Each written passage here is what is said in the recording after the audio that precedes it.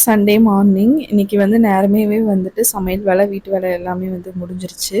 ஏன்னா வந்து இன்றைக்கி என்னோடய ஃப்ரெண்டு வீட்டுக்கு போகலாம் அப்படின்னு சொல்லிட்டு தான் வந்து ரெடி ஆகிட்டுருக்கேன்.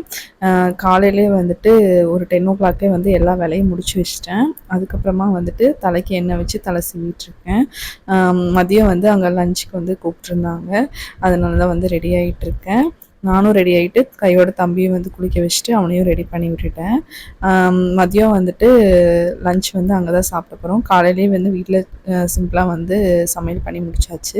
அங்கே வந்து சூப்பராக வந்து பிரியாணி, அதுக்கப்புறமா வந்து பள்ளிப்பாளைய சிக்கன் 65 செஞ்சு வச்சுருந்தாங்க. சாப்பிட்டு கொஞ்சம் நேரம் மூவி பார்த்துட்டு டைம் அப்படியே போயிடுச்சு.